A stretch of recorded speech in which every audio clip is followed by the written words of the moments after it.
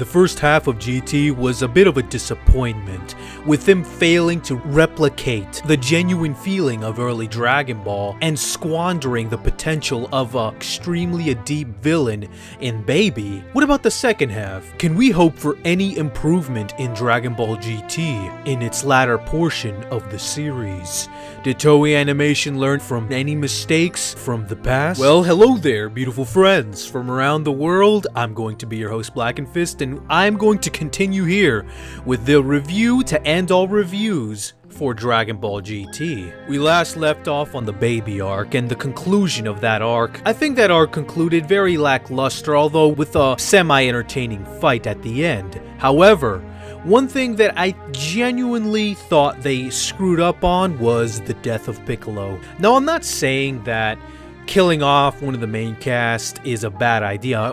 You could do it in theory if you set it up correctly, meaning that we have emotional investment in the character. Now, of course, Piccolo has an enormous history with the Dragon Ball series. He's been there for a long time. He's a beloved character, but even though he's been there for a long time, he really hasn't been here in GT up to this point.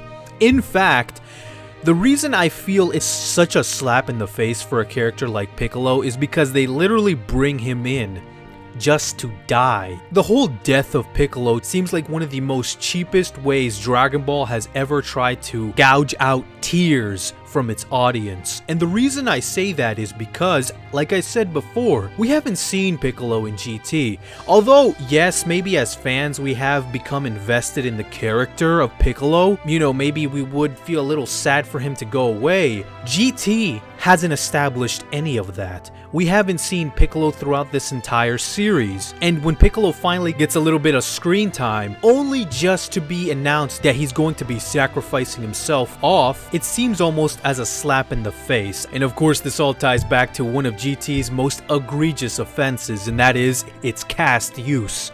There's a reason why you want to use your cast. For one, if you use the cast that you have been given to, which GT was handed an extremely big and colorful cast from the beginning but chose not to use it, well, one of the consequences of not using that cast is that whenever you want to do something dramatic with one of the other characters, such as killing off one of the characters that we're supposed to be extremely invested in, like Piccolo, the impact is severely diminished. And the reason is, Dragon Ball GT expects you to be extremely invested in Piccolo. And yes, we are, as fans, we're invested in Piccolo. But the reason the impact of this scene is severely diminished is because the series is not invested in Piccolo himself. It expects us to feel the weight of a beloved Dragon Ball character going away, but Dragon Ball GT didn't work at all to put that weight there in the first place. So in the end, the death of Piccolo was sad. It was sad that GT couldn't even make the death of Piccolo, a beloved Dragon Ball character, have any weight at all. It even fails at offing off one of the major characters of Dragon Ball. Good job. After the bad taste of offing one of the major characters of Dragon Ball without any real weight gets out of your mind, we then go on to the next arc, the Super 17 arc. As I was watching this and as I was preparing to do this review, I honestly don't have a lot of thoughts on Super 17. And one of the reasons I don't is that it's just so very short.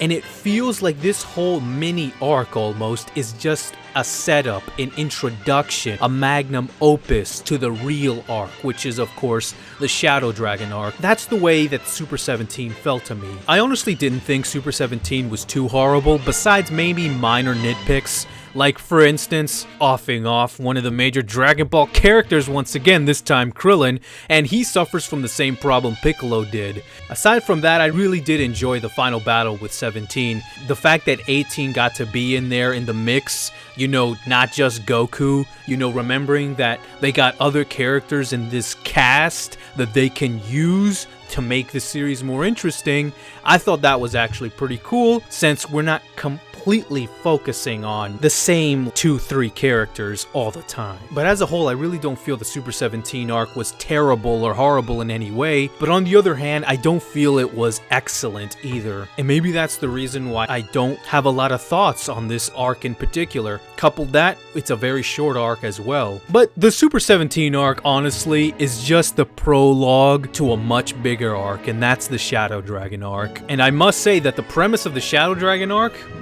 I was really impressed. After the battle with Super 17, the heroes gather the Dragon Balls as they have done so many times before. But it turns out it's not the same Shenron that they know. It's a different Shenron, a more menacing Shenron that maybe doesn't have the best of intentions. As it's later explained by Kibito Kai, every time a wish is made with the Dragon Balls, whether good or bad, it makes an opposite form of that energy. So if you make a good wish, that creates bad energy. And because our heroes have so overused the Dragon Balls for mostly righteous purposes, that has overloaded the Dragon Balls with a lot of bad energy. Normally this wouldn't be a problem, as the Dragon Balls would not have been in use so frequently if it wasn't for the Dragon Radar. But because they have been using them so frequently, the evil energy has manifested themselves into multiple dragons. The one thing that we thought our protagonists could always rely on, the Dragon Balls, have now been tainted, and now that's being taken away. And I really like this concept. Thematically, I think that this is probably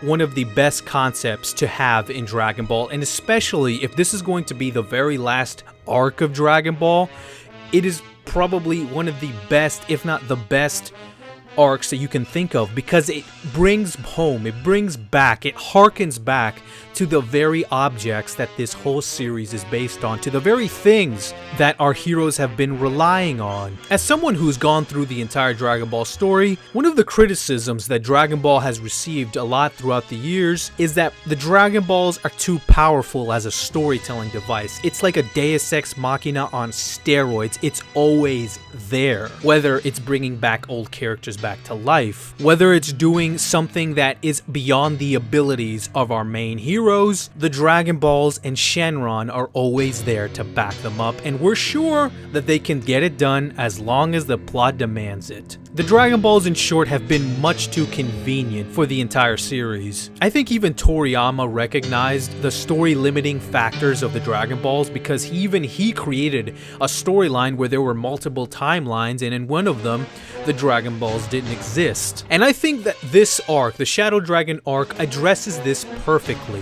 Not only do you harken back to all the times our heroes have made wishes with the Dragon Balls that have been so central to the plot of Dragon Ball for so many years, having the concept of the Dragon Balls biting back at the main characters feels like it gives justice to the story of Dragon Ball. And what I mean by that is that it's been far too easy for our main characters just to wish away their problems, which happened so many times in Dragon Ball. This arc addresses that issue. And if you were going to have a final arc to all of Dragon Ball, I'm not sure if you could have a better concept than this one. But just like Dragon Ball GT's track record, they failed to live up to the execution. I have to say it once again, the cast use. They had the perfect opportunity here to open the window up to the other characters that were getting neglected to this point. Gohan, Goten, Vegeta. Here you have a scenario where you have these multiple shadow dragons of varying strength. So you did have an opportunity here to use a wide variety of your cast to fight against your villains. But Dragon Ball GT stays true to its initials. It's Goku time. Instead of using multiple characters to hunt down the multiple villains that have been established in this arc, we instead get treated to Goku, of course, and Pan, more of in a sidekick role in this arc, taking down each of the dragons one by one. Besides the obvious fact that you could have used the other characters, another problem that you have with just these two characters going on to defeat the dragons one by one is that if you don't execute these fights in a very entertaining entertaining way, which Dragon Ball GT will inevitably do, you run the risk of dragging things along. Because you only have these two characters taking on one villain at a time, you don't have things to cut back from. You don't have a B plot. You only have an A plot that's going on, which is Goku and Pan fighting which dragon they're fighting now. You don't have Goku and Pan maybe are fighting one dragon, and you can see Goten and Trunks fighting another dragon, and Vegeta takes on a solo dragon by himself. As you can see right there, that can create an interesting dynamic. You can feel like things are moving along just quicker, and you don't feel like you're just ground down in a gridlock in this extremely long battle. And while I'm not saying any of the battles in the Shadow Dragon arc were ridiculously long, they did feel like they dragged on a bit too much. And one of the biggest reasons they did feel like this is because they had nothing else going on in the episode. It was just the fight. They didn't have any other fights, for example, like I said, going on at the same time that they could divert your attention to. Another point that I want to say, and it could be a completely superficial one, is the character designs of some of the dragons, or dragons, because some of them don't really look like dragons at all. I don't know about you, but does it seem like to you that maybe the dragons looked a little bit too goofy for being these evil dragons that I would have imagined them to be? No, don't get me wrong, I don't say that all the dragons have to look like evil badasses and dark, brooding, big dragons or anything. This is Dragon Ball, we can definitely have some goofy ones in there, but I feel like the character designs of the dragons are a little bit too goofy looking. They're a little bit too lighthearted, and they're not dragon enough, I feel, in a way. But besides the goofy looking dragons, a lot of the earlier dragon fights were on the so-so side. Obviously, the earlier dragons were of course played up much more for comedy and laughs. They hit their mark sometimes, not so much others. For me, the arc really doesn't pick up until they fight Shin Shenron. Yes, I kind of overlook Nova. He's only a little bit interesting when he's fighting Shin Shenron, but when he was introduced, I really didn't feel much towards his character. I actually wish that they fleshed that out just a little bit more. I know they tried to do it with that whole thing when his brother came in and he was trying to use underhanded tactics against Goku, and he wouldn't do that, but I wish they could have delved in a little bit more into his character, because I did feel that there was some potential there that was not reached. For the most part, most of the fighting in the Shadow Dragon arc is just okay, a little bit mediocre. I think that as you keep going through these fights, dragon after dragon, you get a little bit fatigued because you just see this one character going through one after the other, one after the other. It's almost like a tournament, except a tournament's actually a little bit fun to watch. I think the fighting really doesn't pick up until Vegeta really enters into the picture, and that's mainly because, wow, another character that we can root for. It's not just Goku in there. Another character finally is doing something. And with now Vegeta in the picture, it did change the dynamics up a little bit, and it made things a little bit more exciting, especially when they fused into Gogeta. But honestly, I really don't have many other comments about the fight. I thought it was just a pretty good fight. The ending, however, is something that stuck with me the most out of anything in the Shadow Dragon arc, really. And it's not just because it was the last thing in the Shadow Dragon arc. I really feel that the ending was something that stuck with me because it was one of those open-ended endings. It forced you to think about what just happened and what was going on. The ending, of course, is very ambiguous and not straightforward. Pretty much Shenron gets restored to his original form and tells everyone that he must go, and asks Goku if he wants to come along. Goku accepts, but we really don't know what exactly they're talking about. I was pretty satisfied with the Dragon Ball GT ending, but not really as the GT ending, but more of a Dragon Ball ending. I've stated before that I really didn't like the way Dragon Ball ended. I felt that they focused too much on Oob, which was a new character. I have nothing against Oob, but to focus your entire ending on a long-running series like Dragon Ball on a completely new character, it felt very off. The ending of Dragon Ball just left you with an aftertaste where you just want to see more Dragon Ball stories because it really didn't feel like it gave you any closure at all. Well, although I can't pinpoint what exactly that feeling of closure is, I can definitely say that the Dragon Ball GT ending, if it has one thing going for it, it is that feeling of closure. You get to spend time with Krillin, you get to spend time with Master Roshi, Piccolo, Vegeta gets some words in there as well, and of course, Goku and Shenron. Shenron, who may not be one of the main characters of Dragon Ball, but is definitely one of the pillars of anything Dragon Ball related. I could make a whole video on just the GT ending by itself, and I probably will, but I will save that for later. As for this review, the GT ending was a satisfactory closure to the entire series, as when you finish watching it, you feel as if, yeah, that's the ending.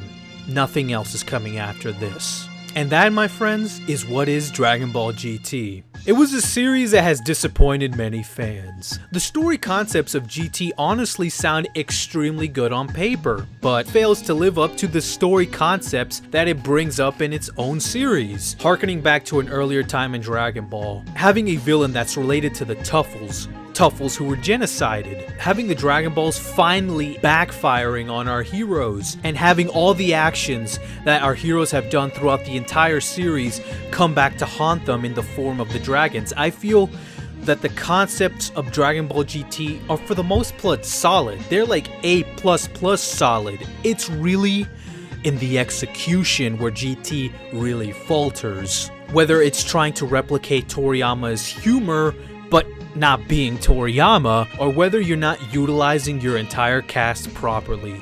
All these problems come together and they make Dragon Ball GT. So in conclusion, what are my final thoughts on Dragon Ball GT? Is it really that bad? Well, when I first started watching Dragon Ball GT for this review, because before actually watching GT specifically for this review, I hadn't watched GT in its entirety from beginning to end. And what I was initially thinking was that GT really wasn't going to be as bad as people say it was, that fans have over-exaggerated, they had unfairly targeted Dragon Ball GT. But after actually watching it, I do feel that I can definitely understand where fans are coming from. Dragon Ball GT I definitely don't think is good. I think that it's definitely in the bad category. However, I do feel that sometimes fans criticize Dragon Ball GT for the wrong reasons, like it not being canon, like it contradicting things. And notice how in my review I did not mention this at all. I wanted to review GT and not blame it for having contradictions with previous material or not being canon, because quite honestly, Dragon Ball has contradicted itself many times in the past. So I didn't want to hold that against it. But even when you don't hold that against it, there's problems galore. But anyway guys, that has been my thoughts on Dragon Ball GT, and this won't be the last GT related video. Stay tuned, as I will have more Dragon Ball GT related videos on my channel. And of course, if you liked this review, if you liked my thoughts, please subscribe to the channel, as you will get all my videos as soon as they come out, especially if you're looking forward to the next GT videos. Anyway guys, I really hope you enjoyed this video. It was a doozy, but like always, I'm Blackenfist, and I'm out.